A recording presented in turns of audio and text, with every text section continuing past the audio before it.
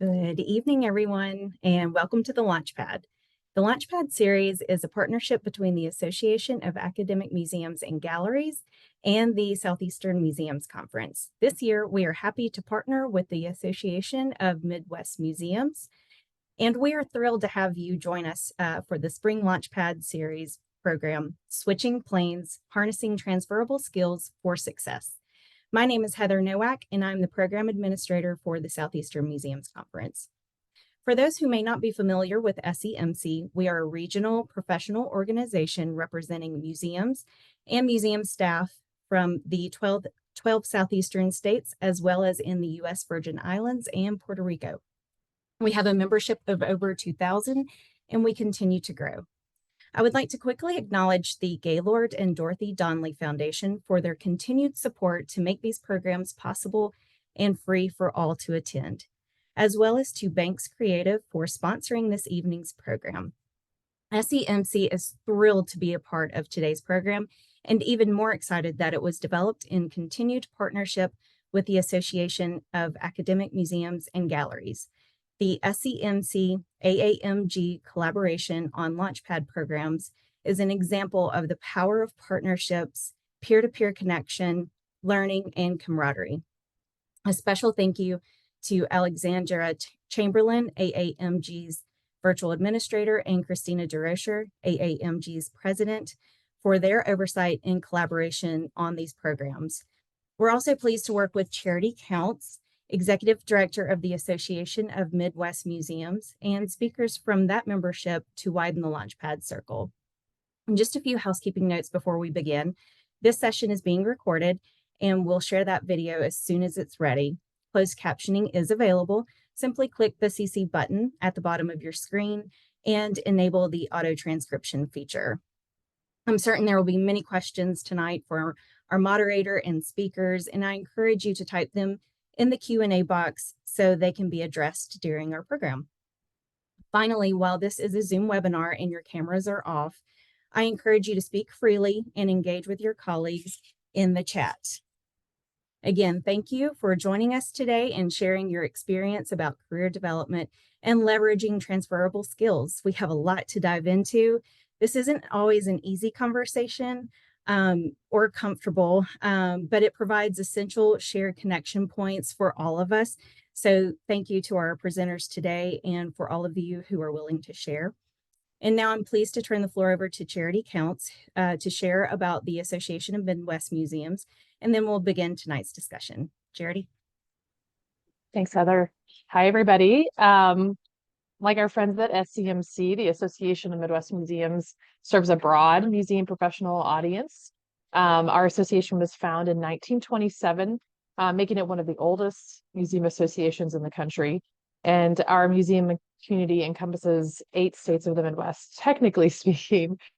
The reality is that we serve over 1,000 museums, companies, museum workers from a variety of locations in those 8 states and beyond who feel they connect or maybe want to connect with people in Illinois, Indiana, Iowa, Michigan, Minnesota, Missouri, Ohio, and Wisconsin.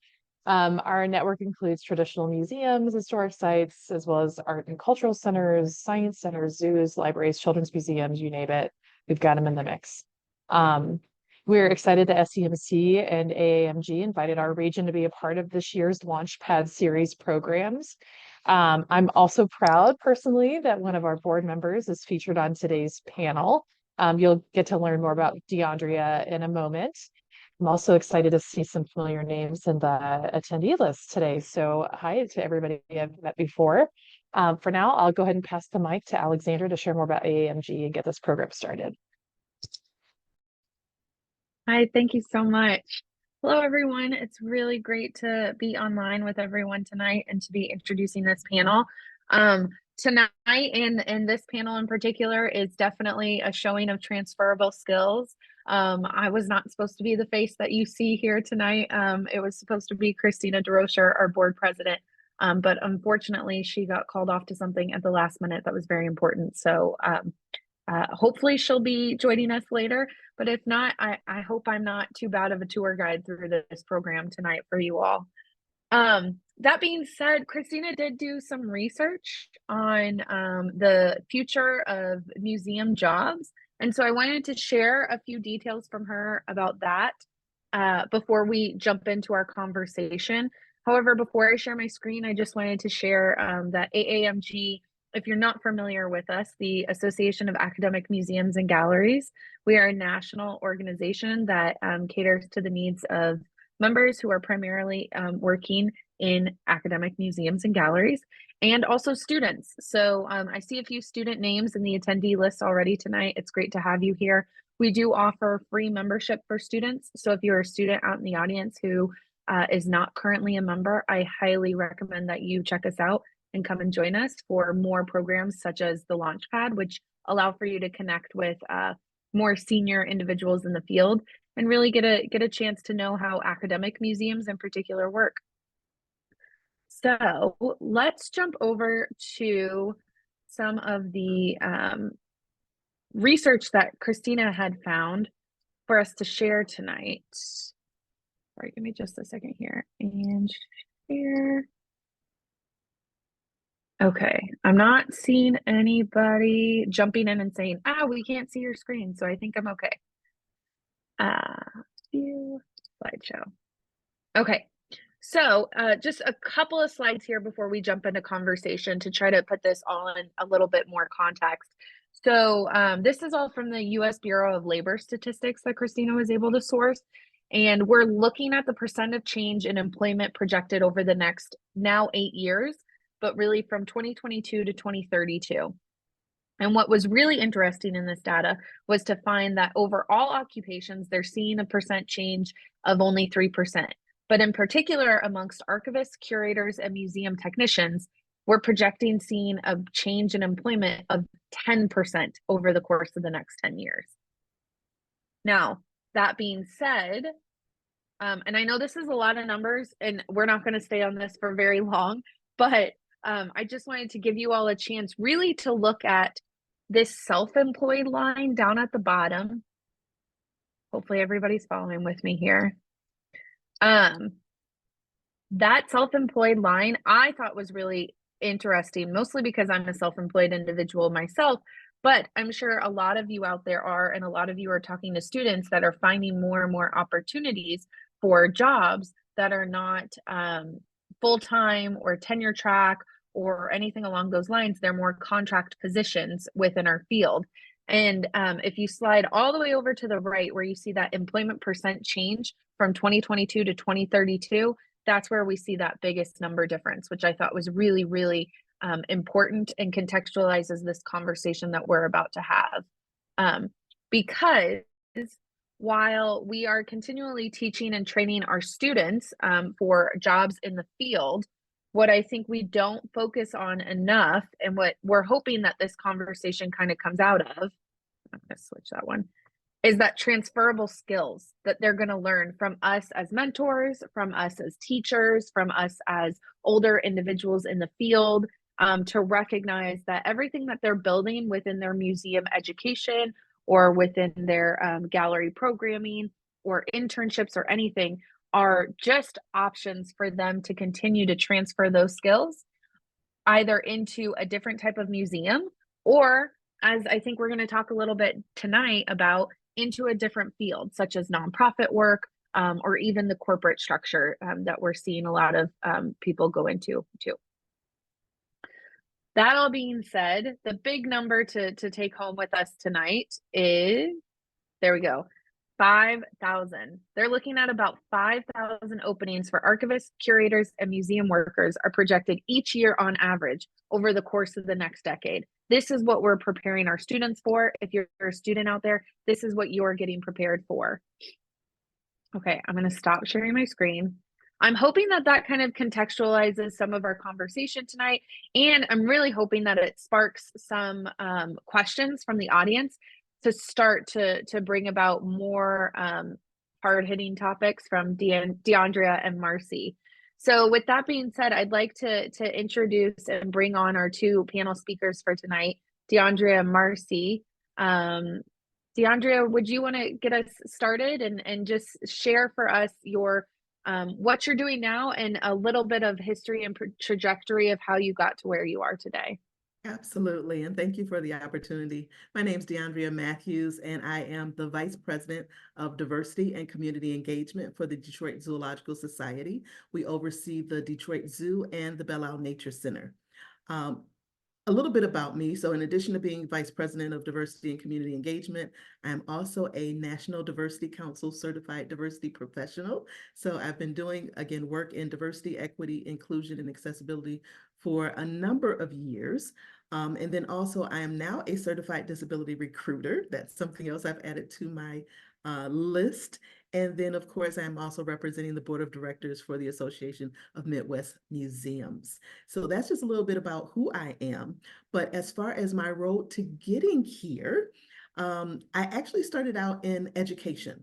So my first full-time job was teaching Head Start. So I got to work with the babies when I started out with my career in education. Shortly after that, I transitioned over to first grade. And then I made a very difficult decision to leave my full-time job in education and be at home with my children. And what I did was I decided that I was going to use my educational skills and my love for working with the babies. And I actually had a licensed daycare facility in my home. So I was a licensed home daycare provider for about 5 or 6 years while my children were little. So again, I was working full time. I made the hard choice to come out of the workforce, but I still utilized my skills and I was able to be at home with my children, which was very important for me during that time. When when my kids went to school full time, I was able to go back into the workforce, and that's when I entered higher education, and I spent another 15 years in higher education before coming over to the nonprofit side, or if you want to call it the cultural institution side. But there's another aspect of my story that I want to share as well, because prior to incorporating all of these experiences on my resume, I tended to compartmentalize. And what I mean by that is I was a scholarship recipient for a local nonprofit organization in my community. And after I graduated with my undergraduate degree, they invited me to serve on a committee at that nonprofit organization. And I went from serving on the committee to being invited to be a part of their board of directors. Ultimately, leading to being vice president and then finally president of that nonprofit organization. So that's another aspect of my route that ultimately helped me to gain the position that I'm in now. So I just want to remind everyone that, again, the volunteer work that you do, the internships that you do, all of that is an important part of your work, a part of your career pathways, and the experience that you are gaining. And it should be included in your resume, in your experience. So don't compartmentalize like I did, but definitely include all of those experiences because it does make you who you are. And you have a lot of, again, background and knowledge about the nonprofit field or whatever field it is that you're gaining that experience in. So all of that helped me to transition into my role now at the Detroit Zoological Society. Again, moving from education overall into the nonprofit realm. But of course, I had some experience doing that. And again, I'm happy to, again, be able to navigate this space, still doing the work that I love, because again, in higher education, I oversaw the Office of Diversity and Inclusion. Now I am over diversity and community engagement, but it still includes diversity, equity, inclusion, and accessibility. So that's just a little bit about my route to today. And of course, if you have any questions, I'm happy to answer those as you drop them in the comments. But I'm going to turn it over to Marcy. Thank you so much, DeAndrea. Hi, everybody. My name is Marcy Breffel, and I am based out of Atlanta. I am a consultant with Purpose Possible, which is a development and fundraising firm in Atlanta. We work with small to mid-sized nonprofits to help fill their wraparound services for fundraising. So I get to wear many hats as a consultant, but all within the development world. I am the current past president of the Georgia Association of Museums, and I'm a member of the very first class of SCMC's Leadership Institute, which was held in partnership with the Association of African American Museums. And I love museums. They've always been a big part of my life, and I hope a big part of my future. But my story It's also kind of started with education. So for the longest time, I thought that education would be my future. I grew up in Atlanta and I wanted to be a high school history teacher. Actually, my senior superlative was most likely to be a Dunwoody high school teacher. So that that didn't go through anywhere, but my little superlative. So I studied history at the University of Georgia because that's what I wanted to study, but I never ended up kind of following through with that K-12 education, or at least not in the traditional sense. Unlike DeAndrea, I do not have the patience to work with students day in and day out, but more hats off to the teachers who do that work.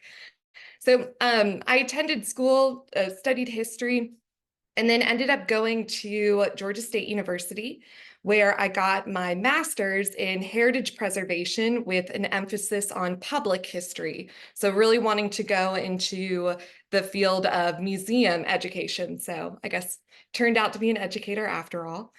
And 1 month shy of graduating, I attended SCMC's annual conference in Knoxville. And y'all, I sold the hell out of myself as a student. I was networking like crazy and ended up with a lot of contacts, including meeting someone who worked at Oakland Cemetery in Atlanta. So Oakland Cemetery, it is a historic cemetery, about 70,000 people buried there. It's one of the oldest historic sites in Atlanta. And they had a new job opening up, which was their very first ever education position.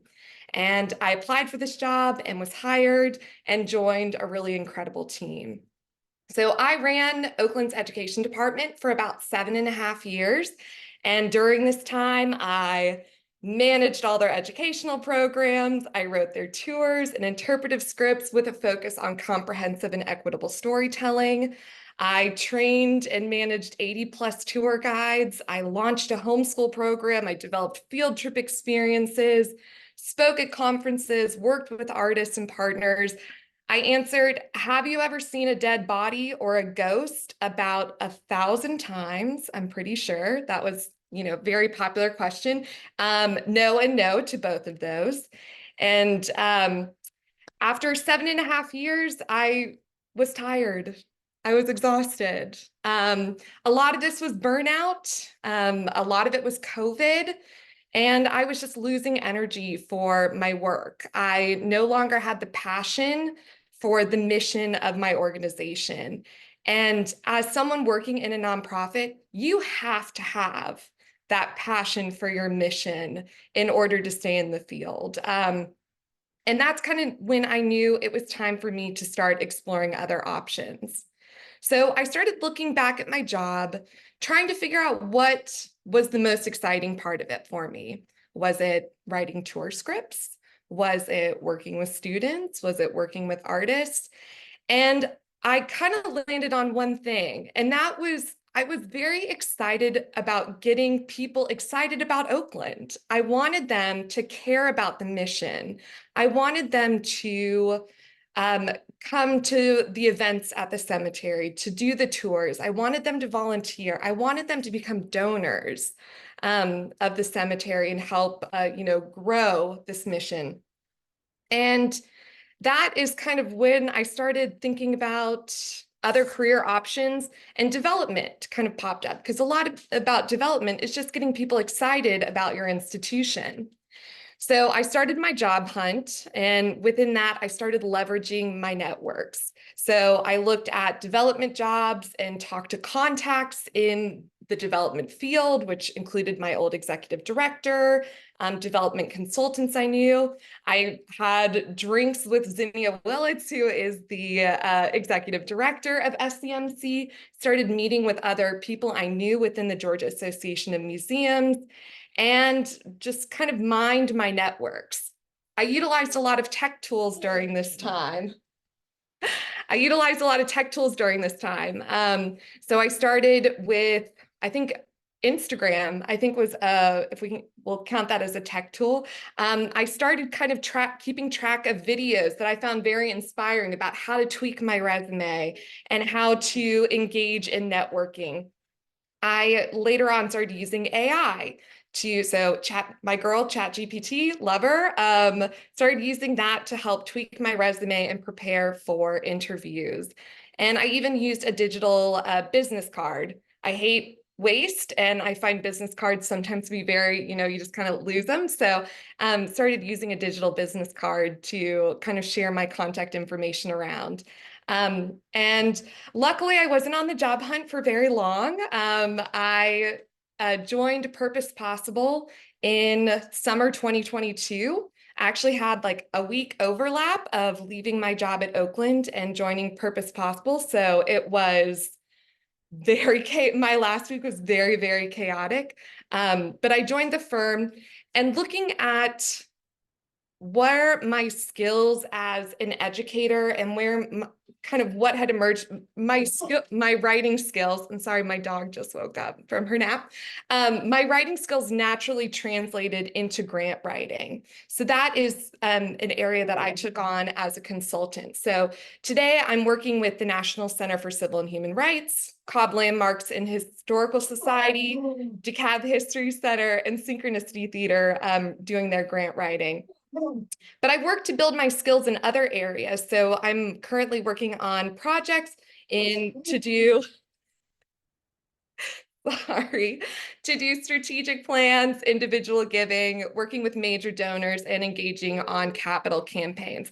So I'm developing these skills all with an eye towards what's next, because I know I'm not going to be a consultant forever.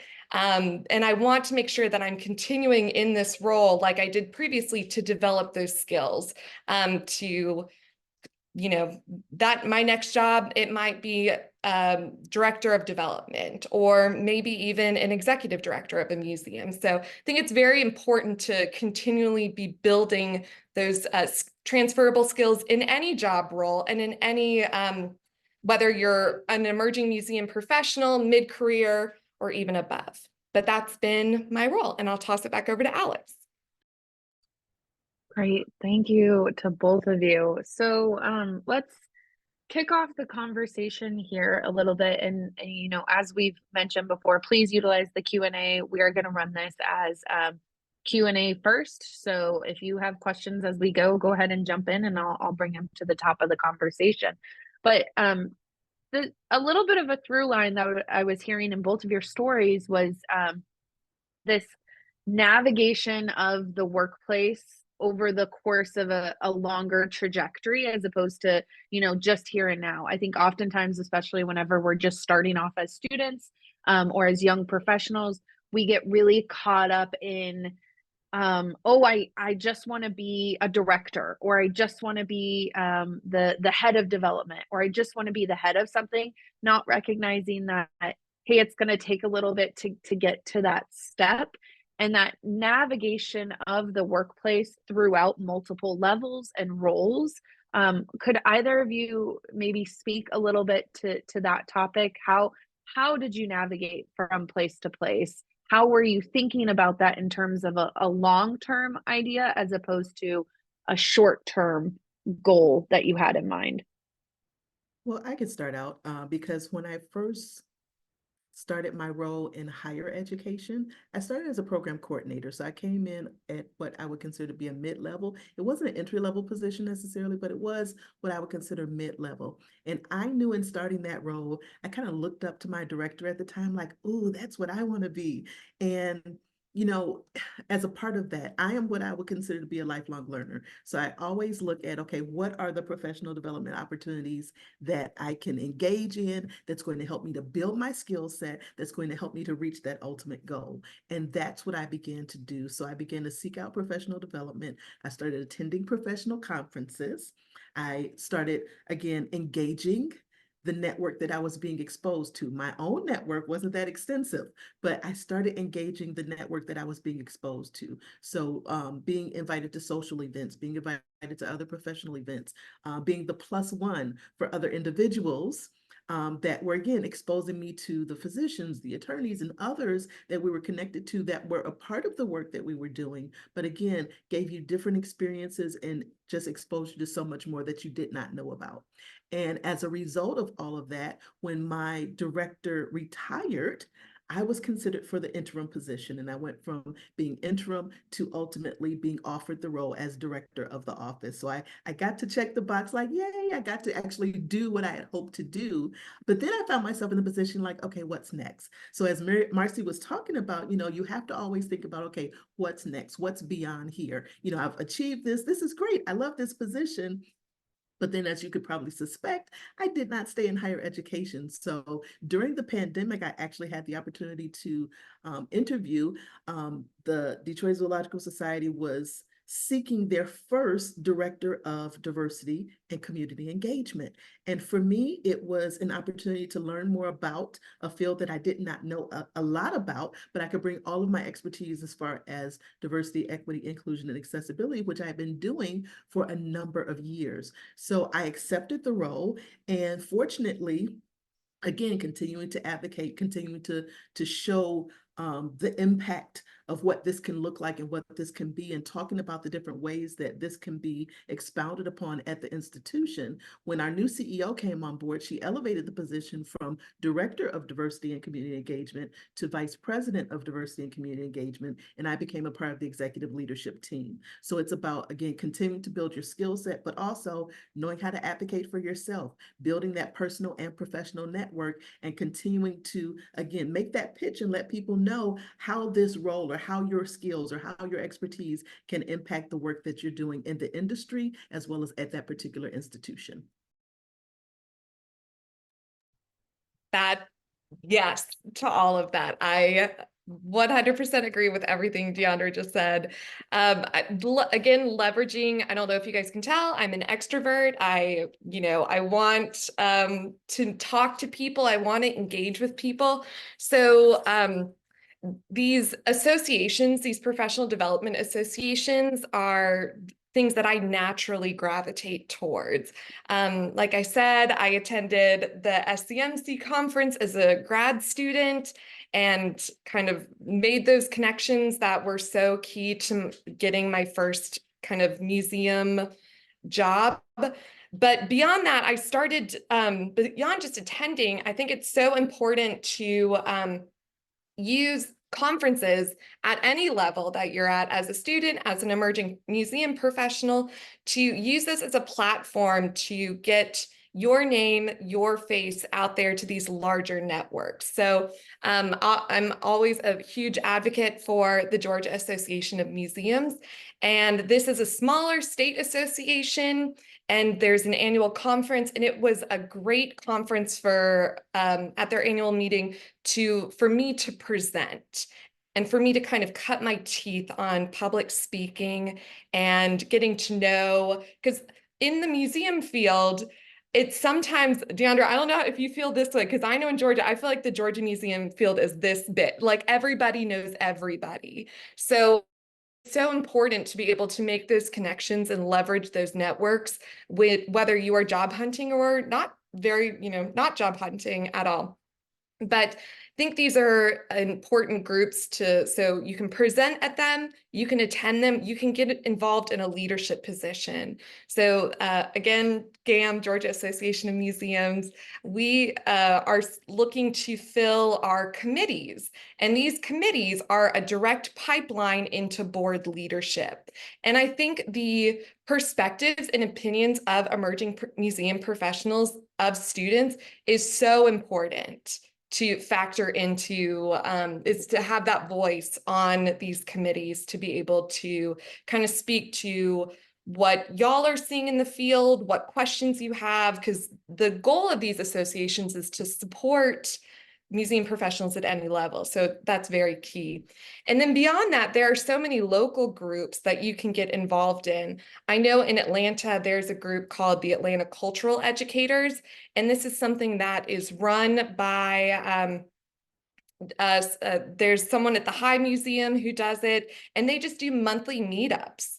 And it is not just museum people, it's anyone in cultural institutions. Sometimes we get teachers, sometimes there's students who will just attend this kind of social meetup. It's usually at a museum, sometimes it's at a bar in Atlanta, and just kind of get to know each other. And that has also been a really great resource for me over the years. Fantastic. Well, we already have questions rolling in, so I'm gonna transition a little bit to a few questions that are along kind of the same line. So we've got a couple of questions involving how to frame experiences in particular on a resume or in an application. And some of the meat of the questions here are, I've been working for several years, but not in the museum industry.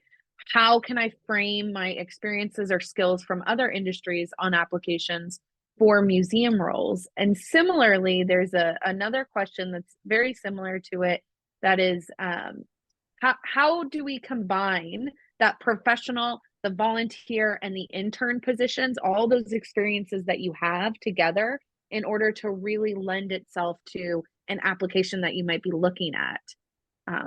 Yeah, go ahead. Okay. Well, I can try and tackle this. So as far as combining it, that's where I had that little bit of difficulty, like, okay, I have this experience, but how do I talk about it? And the thing to remember is people won't know the experience that you have if you don't share, and they meet you first on your resume. So previously, I had a resume for this and a resume for that. And again, the different hats that I wear, I had different resumes, but I had to combine those experiences because, I had leadership experience, but in my professional roles, it didn't show that. So I had to talk about, again, the work that I was doing on the committee. I had to talk about the work that I was doing in the nonprofit, even though it was volunteer. It wasn't a paid position, but that showed my leadership. So I had to bring in the leadership experience with my paid professional experience to be able to show everything that I had to offer, because again, they meet you first on paper. So before you have a chance to, talk about all the wonderful things that you can do, talk about the things that you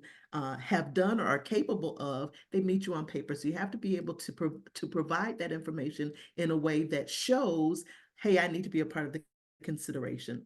The other thing that I will share about that is you want to also make sure that you are talking about on the resume, because again, you only have so much space, you have bulleted items. You want to talk about if there are any specific outcomes that you have. And sometimes we tend to forget about that. So it could be, securing a grant and, how much that grant was for and what you were able to do with it, or how many people you've been able to impact, whether you're a speaker and you have some speaking experience and, okay, you've talked to, I don't know how many people, but you can talk about the hundreds or the thousands of people you've talked to, or how many hours you've spent cultivating these types of presentations. So it's all about how you frame and how you talk about the experience, but think more so about outcomes, outputs versus just, a checkbox or describing a position. You can go on Google and, see descriptions, but what is it that you did in that role that really makes you stand out from other people that may have the same job title?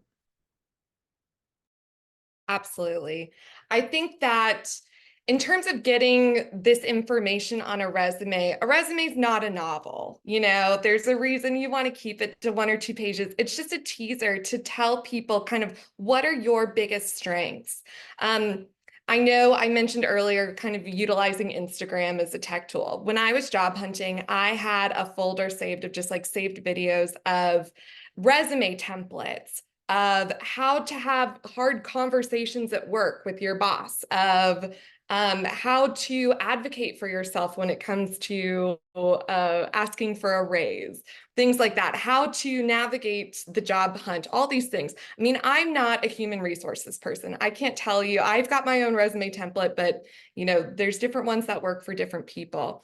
I found that up at the top, I think it's very important to have kind of your major skills and things that your biggest strengths that you're bringing to the team, and then be able to use that in, as you're talking about. So if you are working as a volunteer, say that you're a tour guide, that's interpretation.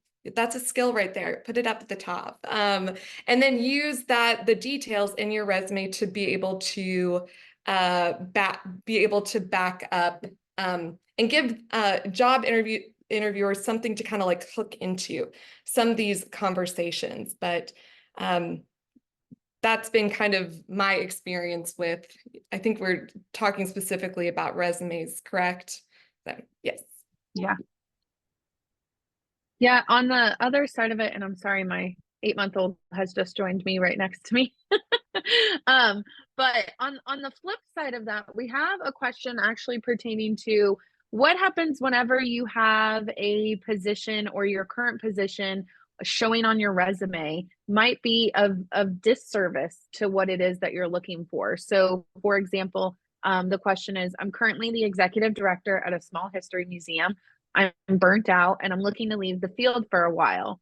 And I'm likely looking for grant admin positions, but I'm worried that my current title might do me a disservice and make me seem overqualified and therefore not a fit for that mid-level position that she or he is actually interested in.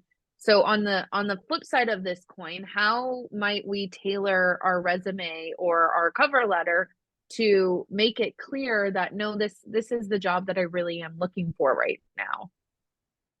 I would say that, utilize the header at the resume. So again, for mine, it might say program management. It might talk about overseeing a staff of 10 people. You really want to craft that in a way that you're emphasizing the skills that fit the job you're aiming for. So if you're looking to go into grants or grants admin work, then again, if you have any skills that speak to that, then you can, mention that. Of course, you're going to have, that you're an executive director on your resume. And that's where I think the cover letter can be your best friend. And what I mean by that is, even if a cover letter is not required, it's your chance to explain what's going on and why you want, again, this career change or what you're seeking. And you don't have to necessarily say, I'm burned out, I'm looking for another position, but you do want to craft your story in a way that they understand that, okay, yes, I've held this executive level role, but this is how I want to utilize my skills moving forward. And just talk about, again, whether it's the passion for the work that you do and the audiences that you reach, or whether it's just, this is how I could best be utilized in these types of roles. I'd love to share more information, but again, that cover letter can also be a complement to the resume because the resume tells a very specific story, but the cover letter gives you an opportunity to give more information so they understand where you are, because again, they see that first. They meet you on the paper first before they get a chance to have a conversation. So you want to utilize that cover letter as the beginning part of the conversation so they'll want to hear more. I agree. I think a cover letter is so important to be able to put your personality out there. I think, and I know it's hard to kind of think about, we want to have cover letters for each different job and kind of tweak each one of them a little differently. Again, I think this is where you can utilize tools like ChatGPT and other AI, where you can put in the prompt that you want.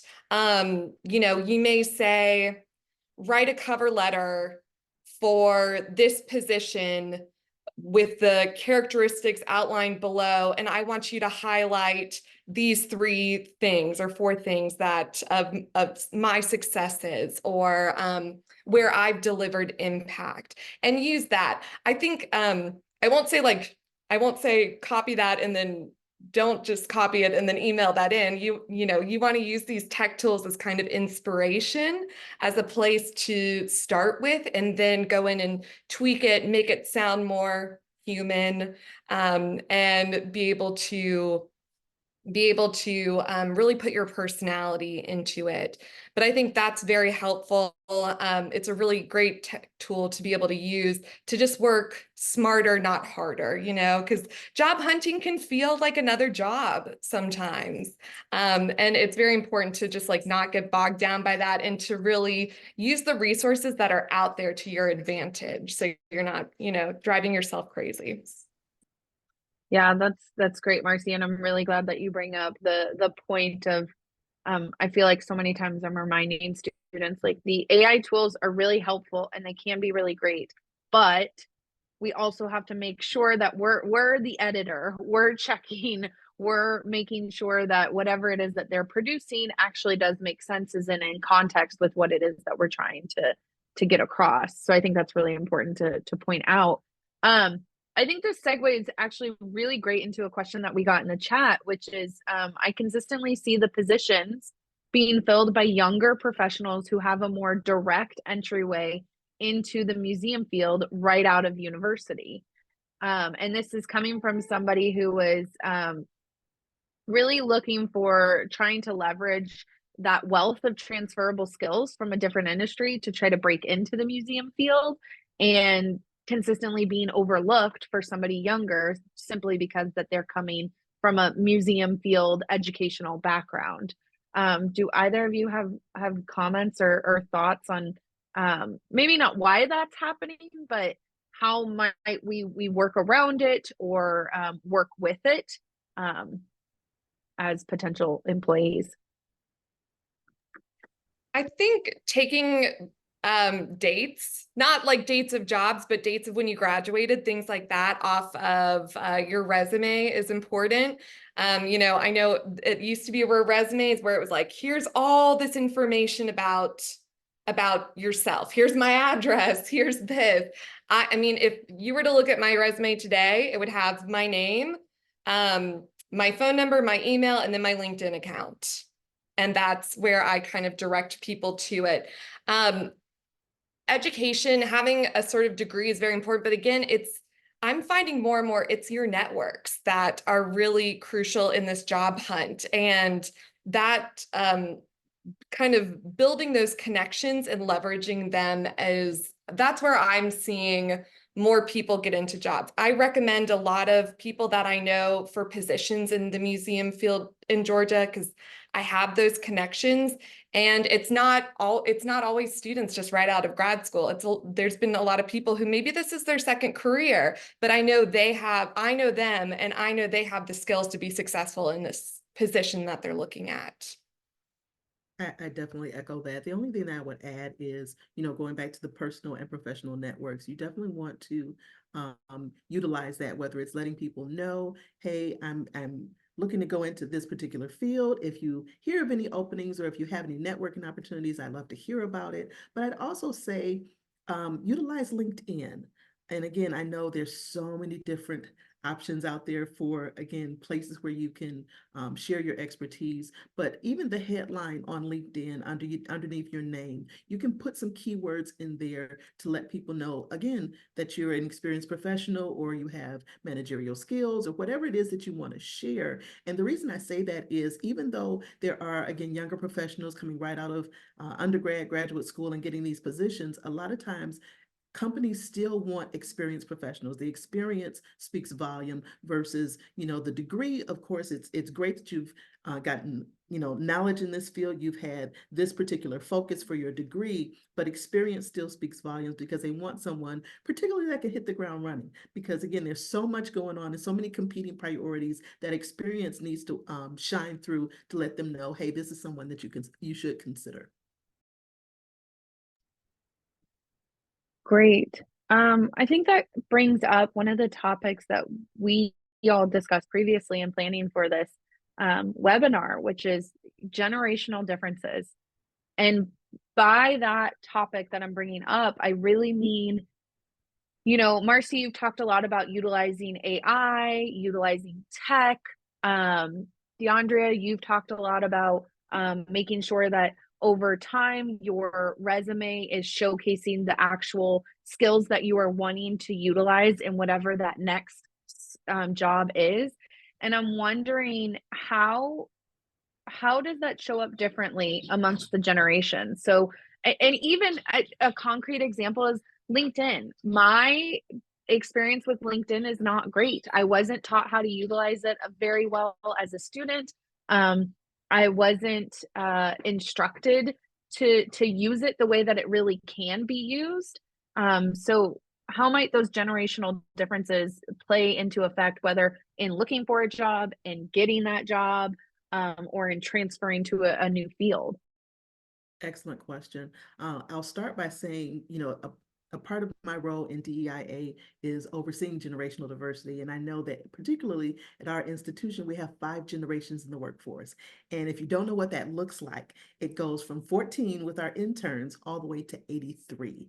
So we have, again, 14-year-olds and across the spectrum all the way to 83 in our workforce. That shows up very differently, regardless of what department you work in.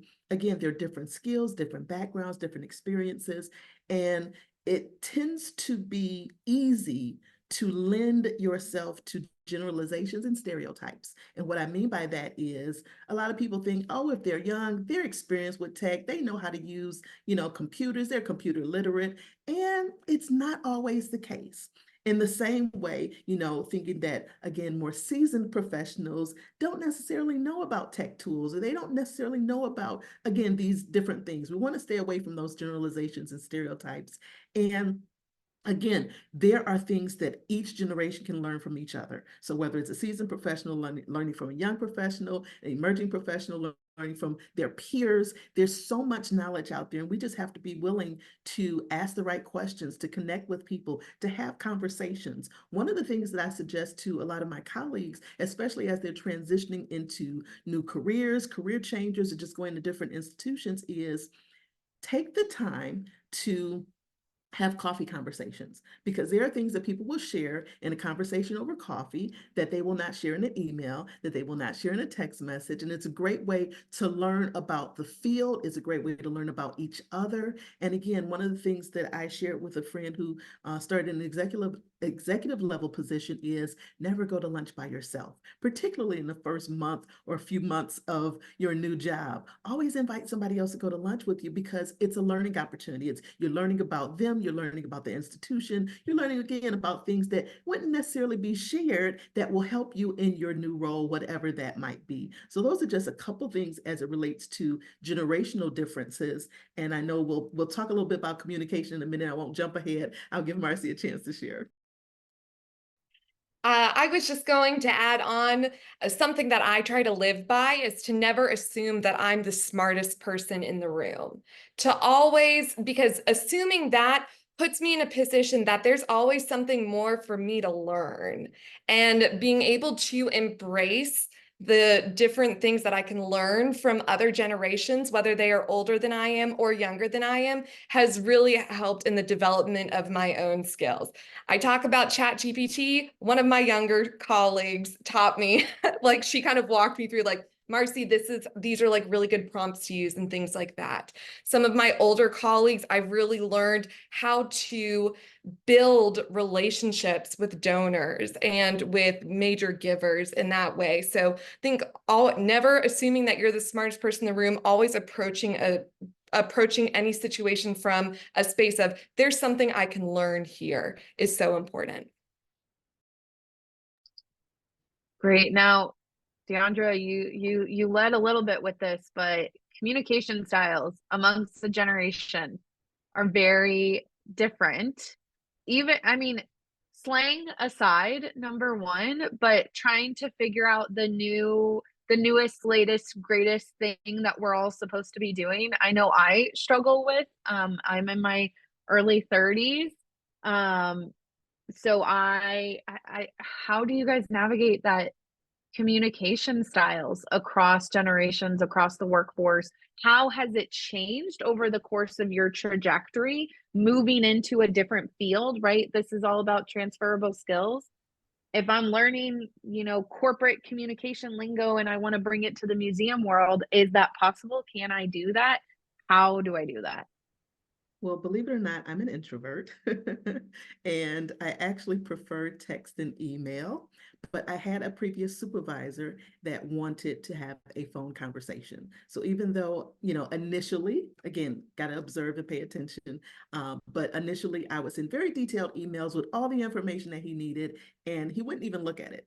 So learning your supervisor's communication style, learning how they want to receive information, I had to actually call him and again, recite to him all the information I had so beautifully detailed in the email, because that's my preferred communication style. But again, I had to, again, meet him where he was, because again, he was older, he was a supervisor. And again, the information needed to be communicated, but I had to, again, accommodate him in that situation. Moving beyond that, now that I'm in an executive level position, again, I still prefer text and email, but I have someone on my team who enjoys making phone calls. So that's important as well, understanding, again, where your strengths and weaknesses are, and being able to have someone on your team who can, again, make up those differences. So even though I do know I do have to make some phone calls, But again, having somebody on my team who doesn't mind, it's definitely a plus. So it's really about observing people. And sometimes it's just about asking, how would you prefer for me to communicate with you?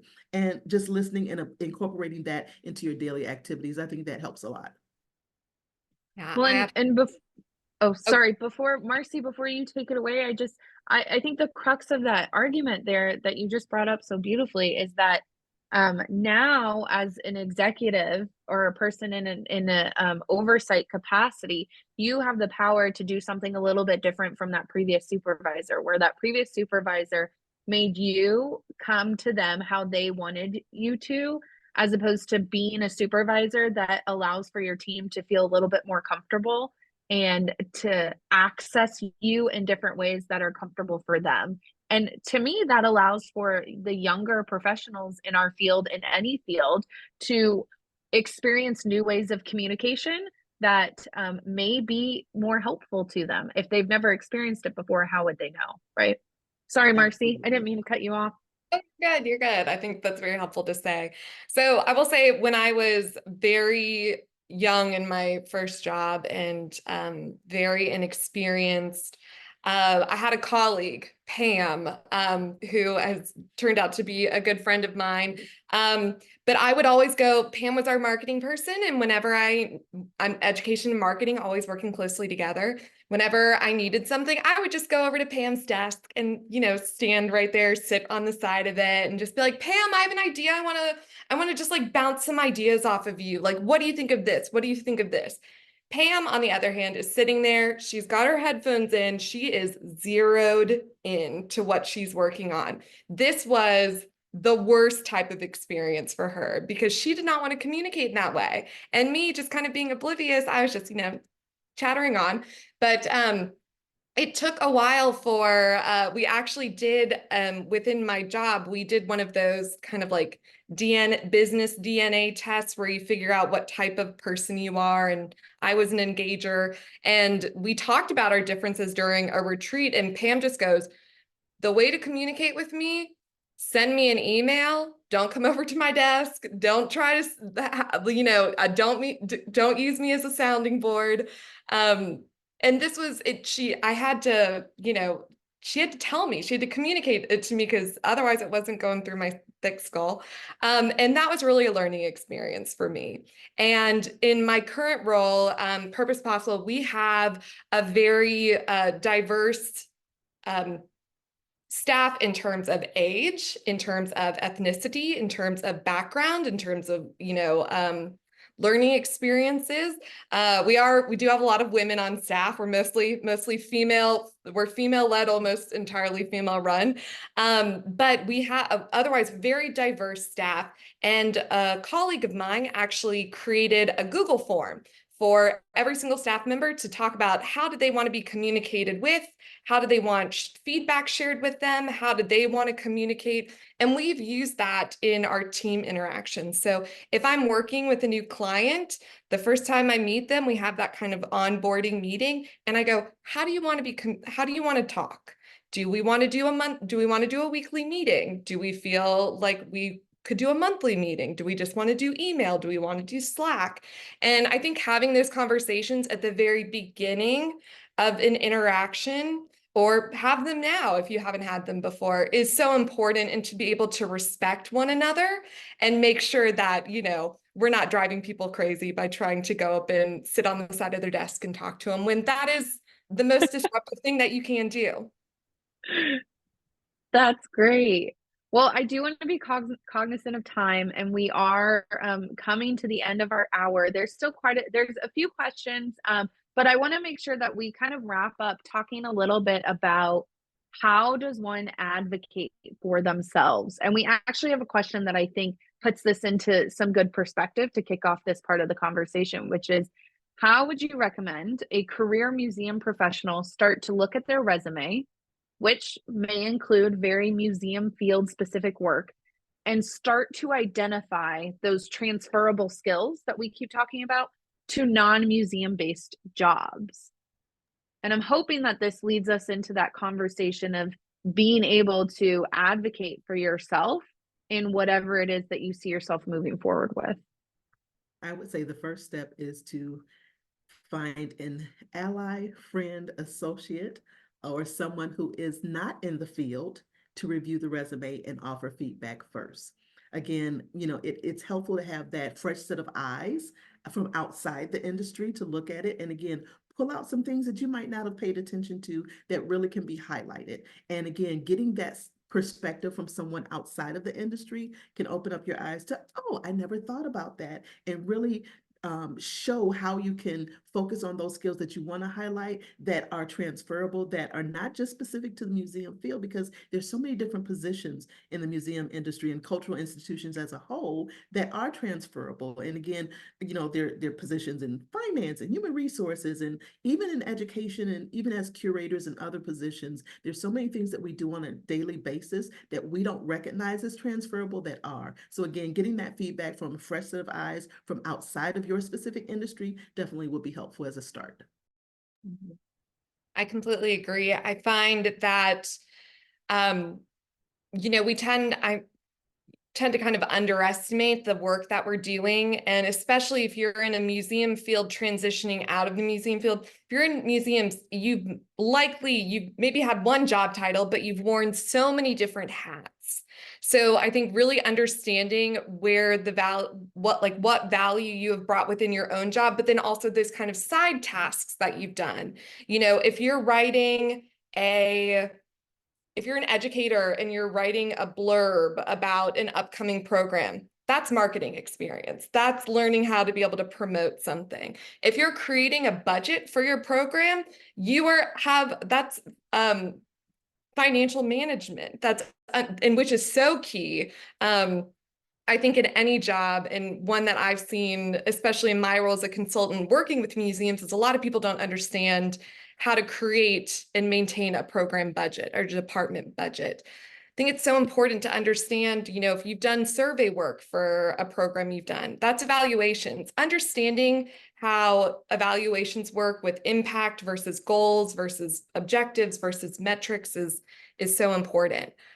One thing that I do is I have a Google sheet. And this is how I started this when I started at Purpose Possible.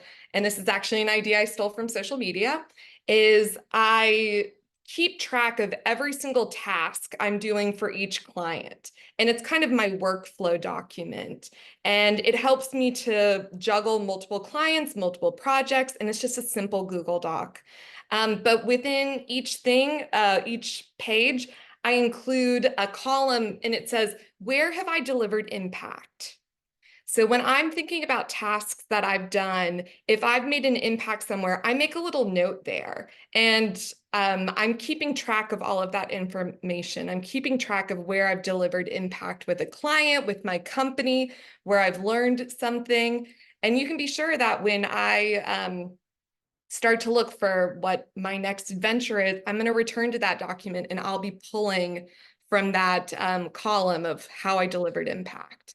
So I think that's very important. I would say that within any position is track what you're doing. And it's going to help you kind of stay on top of your current tasks, but it'll also help you in the future.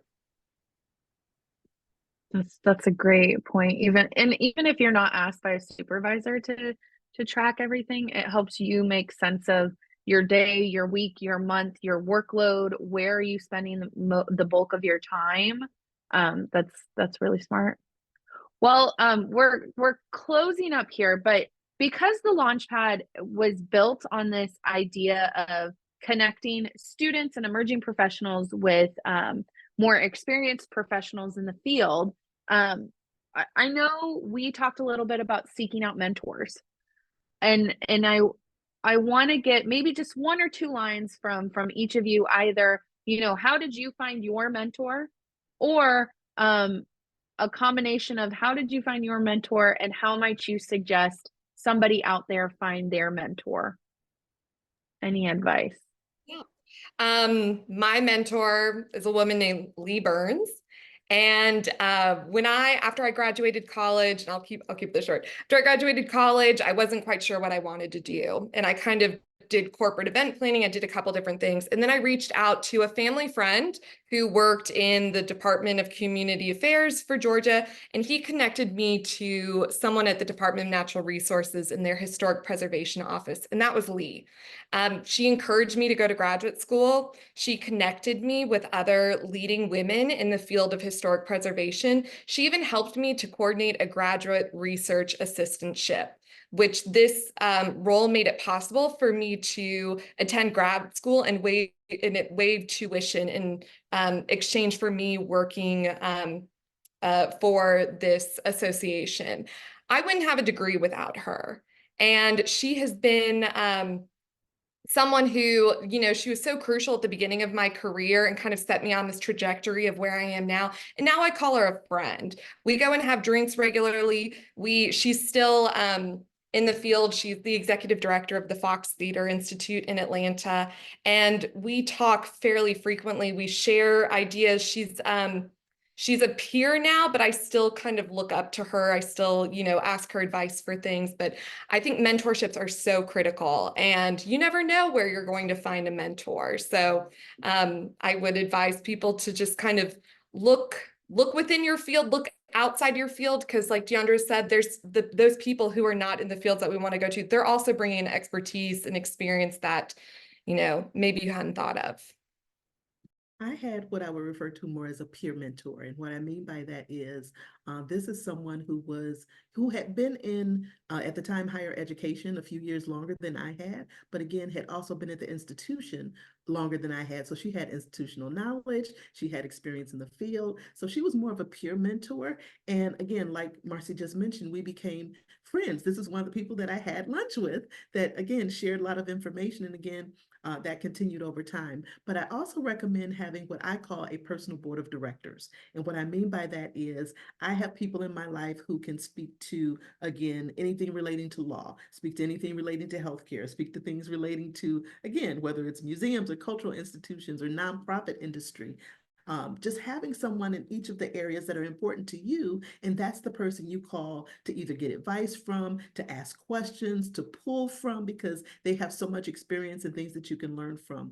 And then aside from that, as I was transitioning from, again, a director role into this executive level position, I recognized that I needed an executive coach. So I made that investment in my own career as well, in finding and securing an executive coach that really helped me to expand beyond where I was and how I was thinking about my position and what I brought to the table. And that person also helped me to be better in my role that I'm in now. Fantastic. Well, there are about 3 questions that we didn't get to. So Marcy and DeAndrea, if you guys are okay, I would love to email you those questions afterwards. And then we can reach out to those individuals. They're more pointed questions and very more specifics rather than overarching philosophical ideas about the topics we've been discussing tonight. So if you're out there and you didn't get your question answered, look out for an email from us here maybe in the next week or so. Thank you so much, Marcy and DeAndrea. It was wonderful to work with you guys through this panel and to listen to your perspectives on the field. Thank you so much to SEMC and to AMM this year. We really love this Launchpad little program that we figured out a couple of years ago with SEMC. It's reached so many people. I was just doing a check last night over the participants over the last 3 years on the Launchpad. And we have so many people who have done the Launchpad with us for years, all 3 years. We have so many professionals who have come back year after year and said, I want to talk to another student or emerging professional. So it's been really great. That being said, are there any closing thoughts from either Heather or Charity with our partnerships here? I would just like to echo what you said, Alex. I mean, we have just so loved putting these programs together, for 3 years now. And I think it's just so important to make connections amongst our generations, our younger generation connecting with our older generations, and just, we're all in this together. And so, we just love to help and to make our associations broader and reaching more people. So it's a good way to do that. And I just appreciate this partnership and look forward to what we can do in the future. Well, and you never stop learning how to do this stuff Right. through your own experiences. Yes. And I learned a lot listening to DeAndrea and Marcy today. So, um, if you're new to this or whatever, you're not alone. Like we all just keep learning. How do we tell our Yeah. story? And this is really fascinating Yeah. to listen to. So thanks so much Yeah. to our panelists. Yeah. Go out there and self-promote. Yes. Well, great. Thank you so much. Thanks, everybody. All right. Thank you guys. Yeah, thank We look you. forward to seeing you on the Bye. Launchpad next time.